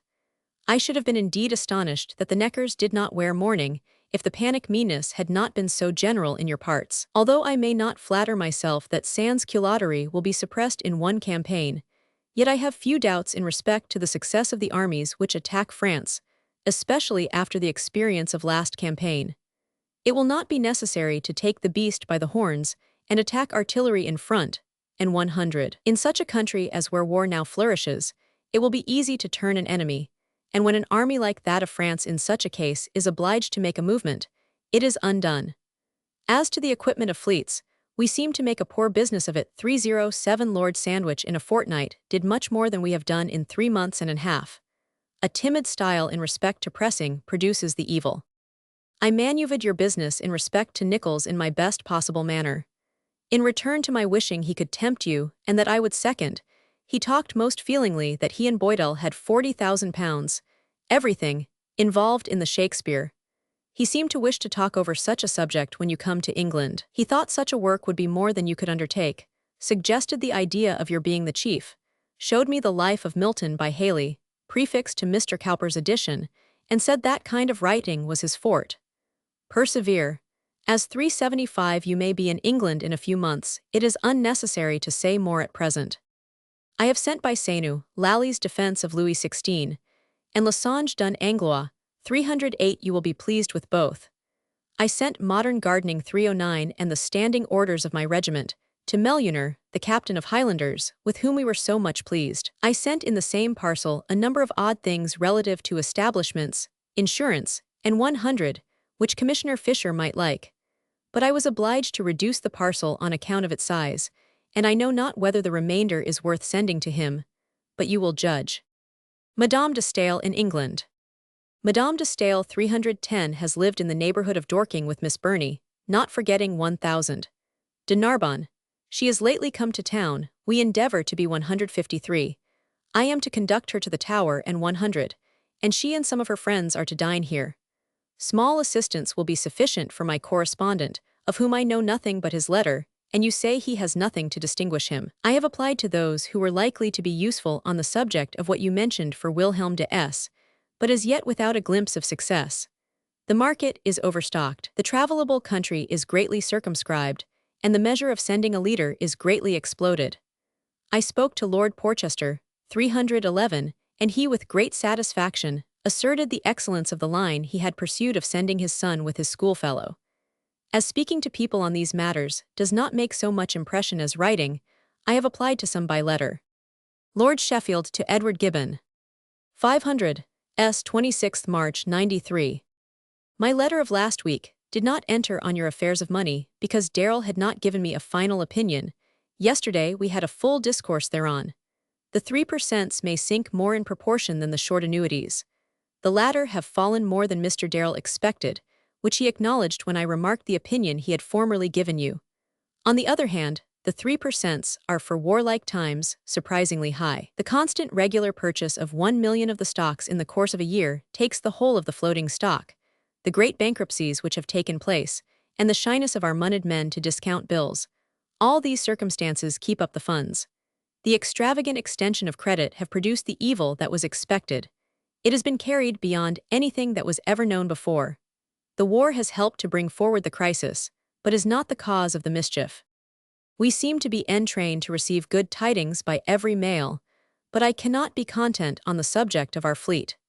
The public begins to arraign the First Lord of Admiralty in respect to alertness and attention. It is extraordinary that John Bull bore so long the alarming state of the Mediterranean, 52 French ships of war of all sizes riding triumphant and insulting all nations in that sea. A superior French fleet also in the West Indies. I flatter myself, however, we are going to do something there. Nothing can prove the abject state of Holland more than the extreme joy on receiving the pitiful succor of 2,000 English troops. The circumstance of sending the king's son 312 had the greatest effect, and proved that England was in earnest. Your late neglects have almost obliterated your famous 3 letters. You do not say whether you have received any letters from us. Not the least notice is taken of Maria's or my letters. She wrote a good deal on our politics. She sent my much-admired Foxippic copied from the newspaper, also a detail of the massacre of the priests Ox Carmes and other matters. The Chancellor 377 leaned from the woolsack a few days ago to tell me he had a letter from you and asked where was Roll. I am so abominably engaged that we seldom meet. We had a very pleasant party here at dinner last Saturday to meet Madame de Staël, the Prince de Poix, Lally Tollendal, Princess de Henin, Malowet, Baron de Gillier. Narbonne was invited, but engaged. We all went in the evening to Lady Catherine Douglas, where Madame de Staël rather astonished the Chancellor. In conversation she disputed every principle of government and politics, a kind of tete-a-tete. There is a great prejudice against her. She is supposed to be the most intriguing democrate likely to set the Thames on fire. I can hardly get people to agree that she is eminently lively, pleasant, endowed with extraordinary mental ability, though somewhat ridiculous. She goes out of town Tuesday, and talks of going soon to Switzerland. You do not mention whether you have wrecked your Madeira. I have heard nothing lately of Mrs. Gibbon. I have hopes you will soon have a clear country to Frankfurt, Cologne, and The Hague. My lady and Maria contrive to go out daily, the latter not well. To Lord Sheffield. Lausanne, April 27, 1793. My dearest friend, for such you most truly are, nor does there exist a person who obtains, or shall ever obtain, a superior place in my esteem and affection. Death of Lady Sheffield. After too long a silence I was sitting down to write, when, only yesterday morning, such is now the irregular slowness of the English post, I was suddenly struck, indeed struck to the heart, by the fatal intelligence 313 from Sir Henry Clinton and 1000. Delally. Alas, what is life, and what are our hopes and projects? When I embraced her at your departure from Lausanne, could I imagine that it was for the last time? When I postponed to another summer my journey to England, could I apprehend that I never should see her again? I have often deplored the nervous complaints which so deeply affected her happiness and spirits, but I always hoped that she would spin her feeble thread to a long duration, and that her delicate frame would survive, as is often the case, many constitutions of a stouter appearance. In 4 days, in your absence, in that of her children, but she is now at rest, and if there be a future state, her mild virtues have surely entitled her to the reward of pure and perfect felicity. It is for you that I feel, and I can judge of your sentiments by comparing them with my own. I have lost, it is true, an amiable and affectionate friend, whom I had known and loved above 23 years, and whom I often styled by the endearing name of sister. But you are deprived of the companion of your life, the wife of your choice, and the mother of your children, poor children. The energy of Maria and the softness of Louisa render them almost equally the objects of my tenderest compassion. I do not wish to aggravate your grief, but in the sincerity of friendship I cannot hold a different language. I know the impotence of reason, and I much fear that the strength of your character will serve to make a sharper and more lasting impression. The only consolation in these melancholy trials to which human life is exposed, the only one at least in which I have any confidence, is the presence of a real friend. And of that, as far as it depends on myself, you shall not be destitute. I regret the few days that must be lost in some necessary preparations, but I trust that tomorrow se'nnight, May the 5th, I shall be able to set forwards on my journey to England, and when this letter reaches you, I shall be considerably advanced on my way. As it is yet prudent to keep at a respectful distance from the banks of the French Rhine, I shall incline a little to the right, and proceed by Schaffhausen and Stuttgart to Frankfurt and Cologne. The Austrian Netherlands are now open and safe, and I am sure of being able at least to pass from Ostend to Dover, from whence, without passing through London, I shall pursue the direct road to Sheffield Place. Unless I should meet with some unforeseen accidents and delays, I hope, before the end of the month, to share your solitude and sympathize with your grief. All the difficulties of the journey, which my indolence had probably magnified, have now disappeared before a stronger passion, and you will not be 379 sorry to hear that as far as Frankfurt to Cologne, I shall enjoy the advantage of the society, the conversation, the German language, and the active assistance of Severy. His attachment to me is the sole motive which prompts him to undertake this troublesome journey, and as soon as he has seen me over the roughest ground, he will immediately return to Lausanne. The poor young man loved Lady S. as a mother, and the whole family is deeply affected by an event which reminds them too painfully of their own. Adieu. I could write volumes, and shall therefore break off abruptly. I shall write on the road, and hope to find a few lines a post restant at Frankfurt and Brussels. Adieu, ever yours. To Lord Sheffield. Lausanne, May 1793. My dear friend. Advice for friends in grief. I must write a few lines before my departure, though indeed I scarcely know what to say. Nearly a fortnight has now elapsed since the first melancholy tidings, without my having received the slightest subsequent accounts of your health and situation. Your own silence announces too forcibly how much you are involved in your own feelings, and I can but too easily conceive that a letter to me would be more painful than to an indifferent person. But that amiable man, Count Lally, might surely have written a second time, but your sister, who is probably with you, but Maria, alas! Poor Maria! I am left in a state of darkness to the workings of my own fancy, which imagines everything that is sad and shocking. What can I think of for your relief and comfort?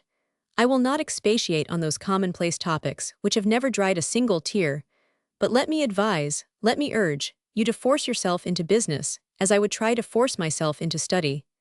The mind must not be idle. If it be not exercised on external objects, it will prey on its own vitals. 1,000 little arrangements, which must precede a long journey, have postponed my departure 3 or 4 days beyond the term which I had first appointed. But all is now in order, and I set off tomorrow, the 9th instant, with my valet de chambre, a courier on horseback, and Severy, with his servant, as far as 380 Frankfurt. I calculate my arrival at Sheffield Place, how I dread and desire to see that mansion, for the first week in June, soon after this letter, but I will try to send you some later intelligence. I never found myself stronger, or in better health. The German road is now cleared, both of enemies and allies, and though I must expect fatigue, I have not any apprehensions of danger. It is scarcely possible that you should meet me at Frankfurt, but I shall be much disappointed at not finding a line at Brussels or Ostend. Adieu. If there be any invisible guardians, may they watch over you and yours. Adieu. 621. To Lady Elizabeth Foster. Lausanne, May the 4th, 1793. I know not whether you are already informed of the sudden death of poor Lady Sheffield after 4 days' illness, but I am sure that your feeling affectionate mind will not be surprised to hear that I set out for England next week, and that in a journey undertaken at the call of friendship, all the dragons of the way have already vanished. I go by Bâle, Frankfurt, Cologne, Brussels, and Ostend, and I flatter myself that the success of our allied arms will contribute every week to open my passage. It is even possible, though scarcely probable, that I may embark from the English town of Calais. Your answer to my last letter is doubtless on the road and will follow me, but you must write immediately to Sheffield Place, and I promise you a speedy and sincere account of our afflicted friend. I wish to hear of your motions and projects. I now sigh for your return to England, and shall be most bitterly disappointed if I have not the pleasure of seeing you in that happy island, yourself, and the most amiable of duchesses before the end of the autumn. I cannot look with confidence beyond that period. My friend and your Chevalier 314 will guard me as far as Cologne or Frankfurt. His tender attachment to his mother, who is still very melancholy, will recall him from thence to Lausanne. But in the course of next winter, he has thoughts of visiting England. The circumstances of the times which impoverish everyone have 381 persuaded him to listen to my advice of conducting on his travels some English pupil of fashion and fortune. Such a pupil will be fortunate in finding a real gentleman, and I trust that the Duchess and yourself will exert your omnipotence in providing some connection equally honorable and advantageous for my friend, and your sincere votary. Adieu. Excuse brevity and address a classic prayer in my behalf before some statue of Mercury, the god of travelers. To his stepmother. Lausanne, May the 8th, my 57th birthday, 1793. Dear Madam, Journey to England.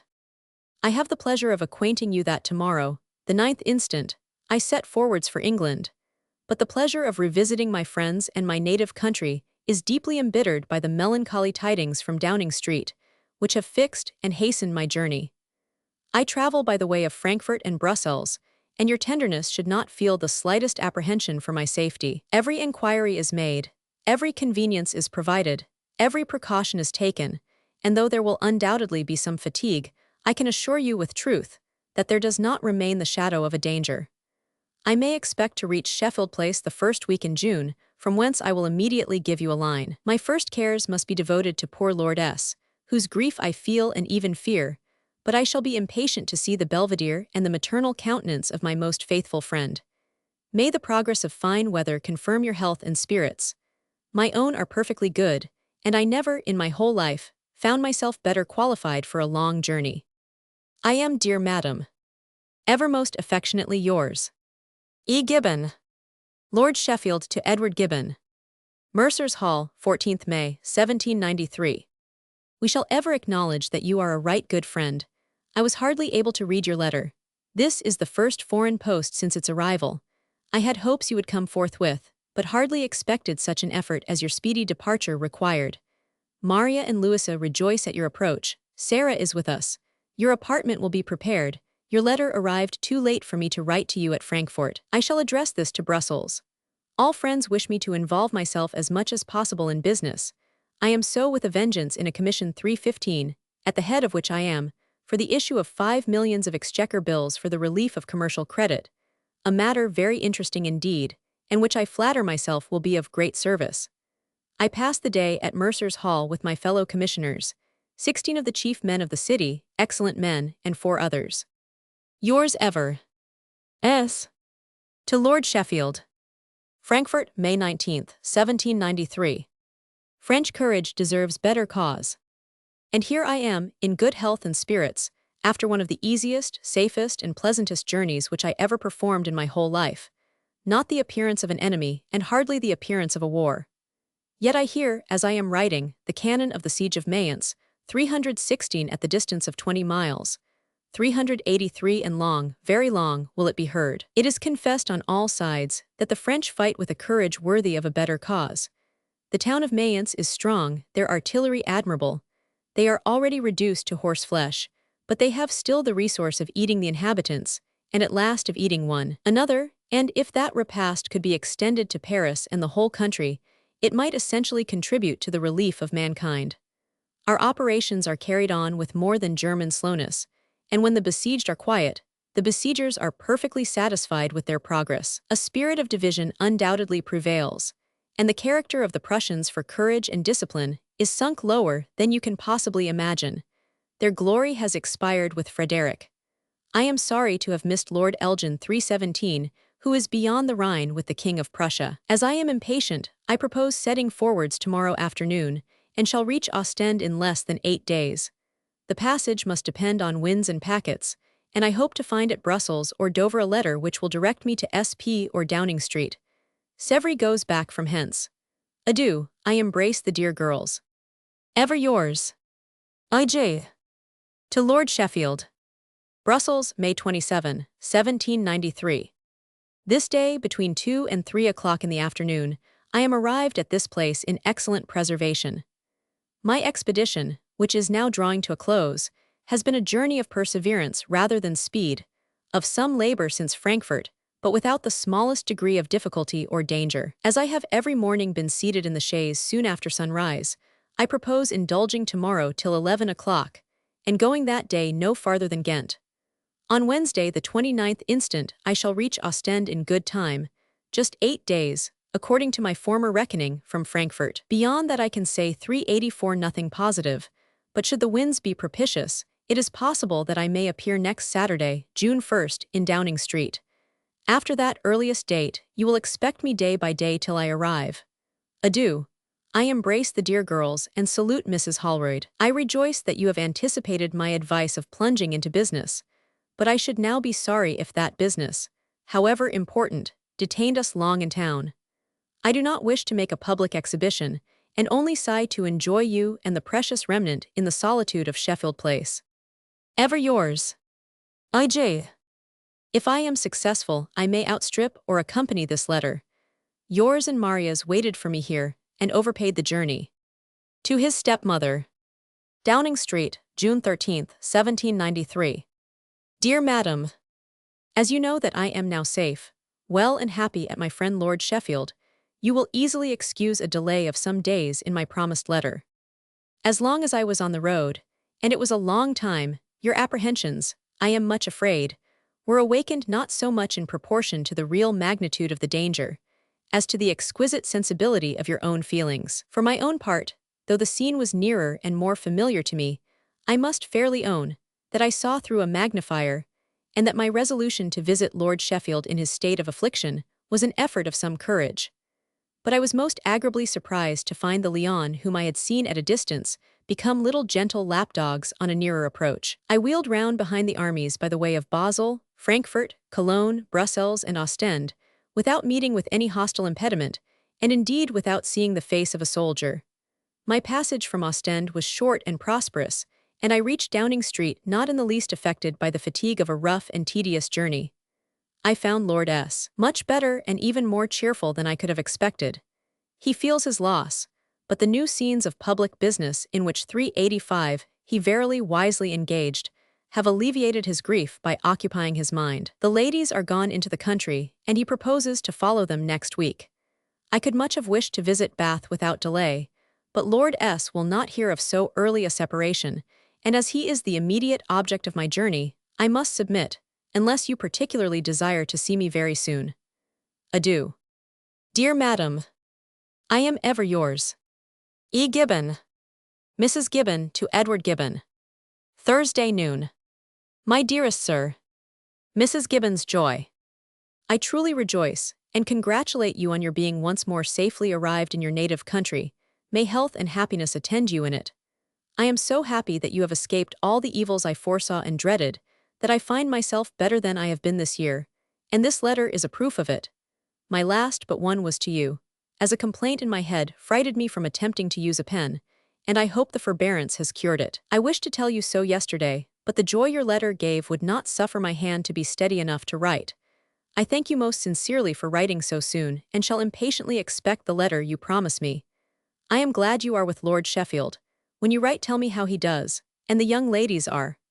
I shall soon acknowledge Mrs. Holroyd's kindness in writing to me, make best and kindest compliments for me, and believe me, my dear sir, most affectionately yours. 500, Gibbon. Mrs. Gibbon to Edward Gibbon. Belvedere, Bath, August 29, 93. My dear sir, I have but one excuse for not answering your last letter, to wit, not being able, as I could not hold a pen steady 386 enough to write. Yet I never felt myself happier, because I never was so miserable, as from the time those vile miscreants the French Democrats was within 40 miles of Lausanne, till you arrived safe in England. Many has been the disappointments I have borne with fortitude, but the fear of having my last and only friend torn from me was very near oversetting my reason. My agitation prevented my feeling my excessive weakness, till after I had answered your letter, which gave me a joy I shall never again experience, at least I hope not, as I trust you will not be any more exposed to such eminent danger. If I have the satisfaction of seeing you next month, I shall be more able to enjoy your conversation, as my health and strength are wonderfully improved within this fortnight. But as much as I long to see you, I would not be the cause of bringing you from agreeable parties and places you like, till it is convenient to you to come. I have not been out this 12-month, dare not encounter the heat, and have little company at home. Your friend Mrs. Good is as agreeable as ever, Mrs. R. grows old, Mrs. Shelley just as usual. Madame Ely and Mrs. Bonfay are here. Mrs. Holroyd has probably told you that Miss Good is now Mrs. Horneck. I wish she had been Mrs. Gibbon. I am very sorry to hear Miss Louisa Holroyd's health is so indifferent. She is a charming girl, and her sister a very fine one. Pray say everything that is kind to both the ladies for me. Make my best compliments to Lord Sheffield. I make my own to Mrs. Holroyd. Let me know when I may hope to see you, and believe me to be, my dear sir, your most affectionate. 500, Gibbon. To his stepmother. Sheffield Place, Sept. 3, 1793. Dear Madam, many days have passed away since I have received any letter so truly, so dearly acceptable as your last. I had no occasion indeed for any fresh assurances of that regard and tenderness, which I have invariably known, and felt during the 387 space of 35 years. But I was delighted at seeing under your own hand, and again confirmed by your letter of the same date to Mrs. Holroyd, the clearest evidence of your health, spirits, and strength, and I am still more persuaded that some minds will rise superior to the infirmities which nature has attached to the advanced period of human life. Anxiety to see Mrs. Gibbon. My own inclinations would immediately have carried me to the Belvedere from Dover or London, but reason compelled me to acknowledge that, as Lord Sheffield's unexpected misfortune had prompted me to undertake a journey more hazardous in appearance than in reality, my first attention was due to him, and that it was incumbent on me to try how far the society of a friend might contribute to his relief and amusement.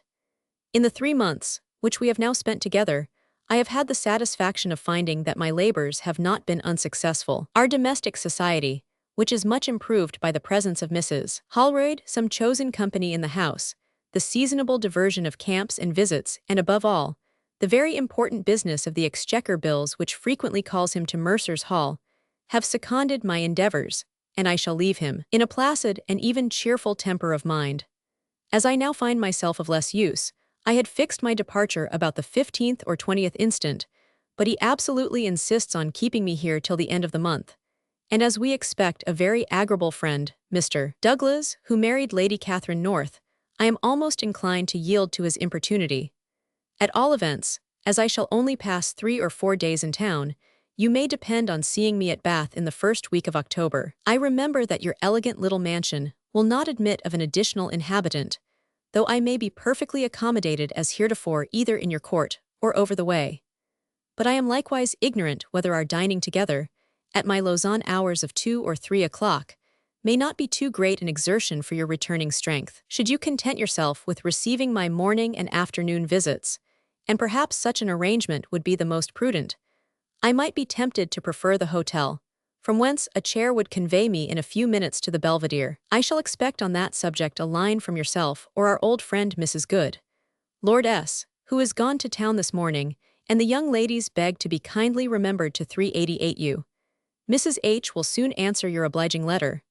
I have 1,000 things to say, but they will be best deferred for our interview, which I impatiently desire. I am, dear madam, ever yours, E. Gibbon. To Lord Sheffield. October 2nd, 1793. The Cork Street Hotel has answered its recommendation. It is clean, convenient, and quiet, but the expense for a winter residence, 5 guineas per week for 2 small rooms and closet, would much surpass that of a similar lodging without affording any superior advantages. My first evening was passed at home in a very agreeable tete-a-tete with my friend Elmsley. Yesterday I dined at Crawford's with an excellent set, in which were Pelham and Lord Egremont. I dined today with my Portuguese woman 318 at Grenier's, most probably with the well-washed feet of Lady Webster, whom I met last night at Devonshire House. A constant, though late, resort of society. The Duchess is as good, and Lady Elizabeth as seducing as ever. No news whatsoever. You will see in the papers Lord Hervey's memorial. 319 I love vigor, but it is surely a strong measure to tell a gentleman you have resolved to pass the winter in his house. London is not disagreeable, yet I shall probably leave it Saturday. If anything should occur I will write. Douglas with the doctor and 100, called on me this morning. Adieu, I embrace dear little aunt and La Marmille. Ever yours. P.S. I have not had your letter, and if you could impart particulars, they should be entrusted only to Vulcan. To his stepmother. Cork Street Hotel, Friday, October 4th, 1793. Dear Madam, from London to Bath. I propose to reach Bath next Monday for a very late dinner at York House, where my old friend Bud will be so good as to secure me a bedchamber and dining room on the same floor, with accommodations for 2 servants. I am very impatient to embrace you, but must postpone that pleasure till the usual time of your rising next day. For not the minutest circumstance of your life must be disarranged on my account, as I mean to leave you in every point of health and spirits, at least as well as I find you. I am ever yours, I.J. To Lord Sheffield. York House, Bath, October 9th, 1793. Sunday afternoon I left London, and lay at reading, and Monday in very good time I reached this place after a very pleasant airing, and am always so much delighted, and improved with this union of ease and motion, that were not the expense enormous, I would travel every year some 100 miles, more especially in England. I passed the day with Mrs. G yesterday. In mind and conversation she is just the same as 20 years ago. She has spirits, appetite, legs and eyes, and talks of living till 90. I can say from my heart, Amen. We dine at 2 and remain together till 9, but although we have much to say, I am not sorry that she talks of introducing a 3rd or 4th actor. Lord Spencer expects me about the 20th, but if I can do it without offence, I shall steal away 2 or 3 days sooner, and you shall have advice of my motions. The troubles of Bristol 320 have been serious and bloody. I know not who is in fault, but I do not like appeasing the mob by the extinction of the toll and the removal of the Hereford militia, who had done their duty. Adieu. The girls must dance at Tunbridge. What would dear little aunt say if I was to answer her letter? Drop in my ear something of your secret conversations. Ever yours, and 100. I.J. I still follow the old style, though the convention has abolished the Christian era, with months, weeks, days, and 100. To Lord Sheffield. York House, Bath, October 13th, 1793. I am as ignorant of Bath in general as if I were still at Sheffield. My impatience to get away makes me think it better to devote my whole time to Mrs. G, and dear little aunt, whom I tenderly salute, will excuse me to her 2 friends, Mrs. Hartley and Preston, if I make little or no use of her kind introduction. A tete-a-tete of 8 or 9 hours every day is rather difficult to support, yet I do assure you that our conversation flows with more ease and spirit when we are alone than when any auxiliaries are summoned to our aid. She is indeed a wonderful woman, and I think all her faculties of the mind stronger and more active than I have ever known them. I have settled that 10 full days may be sufficient for all the purposes of our interview. I should therefore depart next Friday, the 18th instant, and am indeed expected at Althorpe on the 20th, but I may possibly reckon without my host, as I have not yet apprised Mrs. G of the term of my visit, and will certainly not quarrel with her for a short delay. Adieu, I must have some political speculations. The campaign, at least on our side, seems to be at an end. Ever yours. To his stepmother. Star Inn, Oxford, Friday evening, Oct. 18, 1793. Dear Madam, if true friendship were not always a coward, it would be almost useless to say that after a very pleasant airing I am arrived here without accident or fatigue. By the first post, you shall hear of me from Althorpe. I am ever yours, I.J. To his stepmother. Althorpe, Oct. 20th, 1793. Dear Madam, Mrs. Gibbon's mental youth. The remainder of my journey has been as easy and prosperous as the beginning, and I am now most agreeably settled for a fortnight at this place. The society of a very pleasing and friendly family does not, however, make me forget the Belvedere, and I wish that I could have given myself a larger scope for my visit to Bath. Yet I have the satisfaction of thinking that of the narrow span I did not lose any part, and as you were my sole object, I never deviated into any other company or amusement. As we were almost always alone, we enjoyed perhaps as much of each other's society in 10 days as we should have had with the common dissipations of the world in 10 weeks. I had the satisfaction of finding and leaving you in a state of health, spirits, and even mental youth, which you have the fairest prospect of preserving to a very late period of life, and what more can either yourself or your friends desire? My best compliments to Mrs. Good. I am, dear Madam, ever yours, I.J. To Lord Sheffield. Althorpe Library, Tuesday, 4 o'clock, Nov. 93. We have so completely exhausted this morning among the first editions of Cicero that I can only mention my departure hence tomorrow, the 6th instant. I lie quietly at Woburn, and reach London in good time Thursday. By the following post, I write somewhat more largely. My stay in London will depend, partly on my amusement, and your being fixed at Sheffield Place, unless you think I can be comfortably arranged for a week or two with you at Brighton. An insignificant minister is often soothed by sops and jobs. The military remarks seem good, but now to what purpose? Adieu, I embrace and much rejoice in Lewis's improvement. Lord Ossory was from home at Farning Woods. To Lord Sheffield. London, Friday Nov. 8th, 4 o'clock. Walpole has just delivered yours, and I hasten the direction that you may not be at a loss. I will write tomorrow, but I am now fatigued and rather unwell. Adieu, I have not seen a soul except Elmsley. To Lord Sheffield. St. James's Street, Nov. 9th, 1793. As I dropped yesterday the word unwell, I flatter myself that the family would have been a little alarmed by my silence today. I am still awkward, though without any suspicions of gout, and have some idea of having recourse to medical advice. Yet I creep out today in a chair, to dine with Lord Lucan. But as it will be literally my first going downstairs, and as scarcely anyone is apprised of my arrival, I know nothing, I have heard nothing. 393 I have nothing to say. My present lodging 321, a house of Elmsleys, is cheerful, convenient, somewhat dear, but not so much as a hotel. A species of habitation for which I have not conceived any great affection. Had you been stationary at Sheffield, you would have seen me before the 20th, for I am tired of rambling, and pant for my home, that is to say, for your house. But whether I shall have courage to brave P.of.W. and a bleak down, time only can discover. Adieu, I wish you back to S. P.L. The health of dear Louisa is doubtless the first object, but I did not expect Brighton after Tunbridge. Whenever dear little aunt is separate from you, I shall certainly write to her, but at present how is it possible? Ever yours. I.J. To Lord Sheffield. Most private. St. James's Street, Nov. 11th, 1793. In the hands of the surgeons. I must at length withdraw the veil before my state of health, though the naked truth may alarm you more than a fit of the gout. Have you never observed, through my inexpressibles, a large prominency circa genitalia, which, as it was not at all painful and very little troublesome, I had strangely neglected for many years. 322, but since my departure from Sheffield Place it has increased, most stupendously, is increasing, and ought to be diminished. Yesterday I sent for Farquhar, 323, who is allowed to be a very skillful surgeon.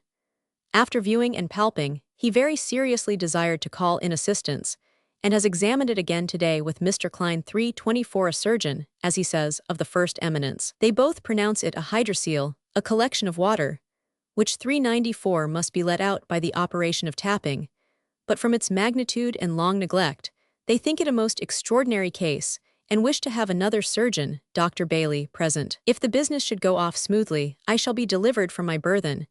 It is almost as big as a small child, and walk about in 4 or 5 days with a truss. But the medical gentlemen, who never speak quite plain, insinuate to me the possibility of an inflammation, of fever, etc. I am not appalled at the thoughts of the operation, which is fixed for Wednesday next, 12 o'clock. But it has occurred to me that you might wish to be present, before and afterwards, till the crisis was past, and to give you that opportunity, I shall solicit a delay till Thursday or even Friday. In the meanwhile, I crawl about with some labor and much indecency to Devonshire House, where I left all the fine ladies making flannel waistcoats, 325 Lady Lucans and 100. Adieu, varnish the business for the ladies, yet I am afraid it will be public, the advantage of being notorious. Ever yours. To his stepmother. St. James's Street, number 76, Nov. 2193. My dear Madam, my friend Lord S. having left me to return into Sussex, I thought you would not be sorry to receive a short assurance of my health under my own hand. You may justly reproach me with the long neglect of a growing complaint, but I am now in the hands of the most skillful physicians and surgeons, who have given me immediate relief, and promise me a safe and radical cure. With their approbation, I live as usual and dine abroad every day, and in a fortnight, when my friends return from Brighton, I shall meet them at SP and remain there till after Christmas. I am ever yours. I.J. To Lord Sheffield. St. James's, Nov. 2593. A second operation needed. Though Farquhar has promised to write you a line, I conceive you may not be sorry to hear directly from me. The operation of yesterday was much longer, more searching and more painful than the former, but it has eased and lightened me to a much greater degree. No inflammation, no fever, a delicious night, leave to go abroad tomorrow and to go out of town when I please and attendant the future measures of a radical cure. If you hold your intention of returning next Saturday to SP, I shall probably join you about the Thursday following, after lying 2 nights at Beckenham. 326 The Devons are going to Bath, and the hospitable Crawford follows them. Yet I do not want dinners. I passed a delightful day with Burke, an odd one with Monsignor Erskine, the Pope's nuncio. Of public news, you and the papers know much more than I do. We seem to have strong sea and land hopes, nor do I dislike the Royalists having beat the Sans-Culottes and taken Dol. How many minutes will it take to guillotine the 73 new members of the Convention who are now arrested? Adieu. I embrace the ladies. Ever yours. I.J. Lord Sheffield to Edward Gibbon. Brighton, Tuesday, Nov. 26, 1793. We are very much content with the account of you, especially Mr. Farquhar's. His is really excellent, as this air does not particularly suit Louisa, and as I brought a bowel complaint with me from London and cannot bathe. The ladies will settle at Sheffield Place tomorrow, and I shall settle there on Thursday. We shall expect you on the Thursday following, at furthest perhaps sooner. I suppose you write to Mrs. Gibbon, but I do not know why I suppose it. There is little or no society here. 396 I have had one pleasant dinner with Jared Hamilton, who is tolerably well, and am to dine with him tomorrow. I have seen an officer just come from Portsmouth, who says that the fleet, with Sir Charles Grey 327, dropped down to St. Helens yesterday, and that Lord Moira 328 has ordered all his officers to be on board tomorrow. I understand that Lord Moira will have from 10 to 15,000 troops. They are to rendezvous at Jersey, and afterwards, if circumstances are favorable, their destination is somewhere about Cancale. There are good accounts of the increasing scarcity of provisions among the infidels and murderers. The garrison at Fort Louis 329 have judiciously preferred the surrendering prisoners of war to the deadly privilege of going home. A letter from Lord Auckland talks of going for 3 or 4 days to Lambeth soon. I have mentioned in a letter that you propose to pass 2 nights with him. I shall be sorry if you should not see him. Ever yours. Sheffield. Aunt shall be much obliged if Mr. G. can obtain for her Louisa les Pensies de Pascal 330 in 1 vol. To bring down with him. To Lord Sheffield. St. James's Street, Nov. 30, 93. Dinner with the Chancellor. It will not be in my power to reach SP quite so soon as I wished and expected. Lord Auckland informs me that he shall be at Lambeth 331 next week Tuesday, Wednesday, and Thursday. I have therefore agreed to dine at Beckenham on Friday. Saturday will be spent there, and unless some extraordinary temptation should detain me another day, you will see me by 4 o'clock Sunday the 9th of December. My conversation with the ambassador in what relates to you shall be proper, but a Swiss philosopher is not a match for his excellency. I dine tomorrow with the Chancellor 332 at Hampstead, and what I do not like at this time of the year, without a proposal to stay all night. Yet I would not refuse, more especially as I had denied him on a former day. My health is good, but I shall have a final interview with Farquhar before I leave town. We are still in darkness about Lord Howe 333 and the French ships, but hope seems to preponderate. Adieu, nothing that relates to Louisa can be forgot. Ever yours. I.J. To Lord Sheffield. St. James's Street, Deck, 6th, 1793. 16 Dumas Frimaire. The man tempted me, and I did eat. And that man is no less than the Chancellor, whose frigid reserve has thawed into sudden kindness and civility. I dine and lie today, as I intended, at 398 Beckenham, but he recalls me, the 3rd time this week, by a dinner tomorrow, Saturday, with Burke and Wyndham, which I do not possess sufficient fortitude to resist. Sunday he dismisses me again to the aforesaid Beckenham, but insists on finding me there Monday, which he will probably do supposing there should be room and welcome at the ambassador's. 334. I shall not therefore arrive at Sheffield till Tuesday the 10th instant, and though you may perceive that I do not want society or amusement, I sincerely repine at the delay. You will likewise derive some comfort from hearing of the spirit and activity of my motions. Farquhar is satisfied, allows me to go, and does not think I shall be obliged to precipitate my return. Shall we never have anything more than hopes and rumors from Lord Howe? Pray embrace the ladies for me, and assure Mr. Gregg, way of my concern that our different arrangements have not permitted us to meet at Sheffield. Ever yours, I.J. To his stepmother. Sheffield Place, Dec. 12, 1793. My dear Madam, I should have continued to write from London, if the state of my health, or rather my particular complaint, on the subject of which it is not easy to be explicit, had afforded any events. But you may rest assured that I am now in the best hands, and that my occasional relief will be concluded in due time by a safe and radical cure. I have not been advised to make any change in my way of life, and after enjoying as usual the best society in London, my physician has allowed me to visit Sheffield Place. I arrived here yesterday, and shall remain in this quiet retirement till the middle of January. Lord Sheffield is nervous, and rather low-spirited, complains of his eyes and bowels, and appears to me more affected with his loss than he was some 399 months ago. The three ladies pass the winter in the country, but he will frequently visit town and the House of Commons. They all wish to be remembered to you, and Mrs. H. has enclosed a letter for her maid. Adieu, my dear madam, believe me with the warmest feelings of affection and gratitude. Ever yours, E. Gibbon. Mrs. Gibbon to Edward Gibbon. 1,000 thanks to you, my dear sir, for your very kind letter. None ever gave me so much joy. I truly congratulate you on your recovery, and sincerely hope it will improve every day to good and lasting health. Yet I fear you will make too free with the liberty you have obtained, and therefore beg you to remember it is the middle of winter. I am too happy at present to reproach you, and too much rejoiced to express myself as I wish. I love 450. Sheffield dearly, indeed I cannot say how much, and shall be glad to hear you are at SP. I cannot help thinking you have had some share in certain appearances at court. Has 450. Refused the Irish viceroyalty. Next to you, I think of my country. Ah, what a falling off from Roman fortitude. I shall add no more, but that I hardly know myself how much I am interested in your health and happiness, may both attend you, and always think of me as your most affectionate. 500, Gibbon. To Lord Sheffield.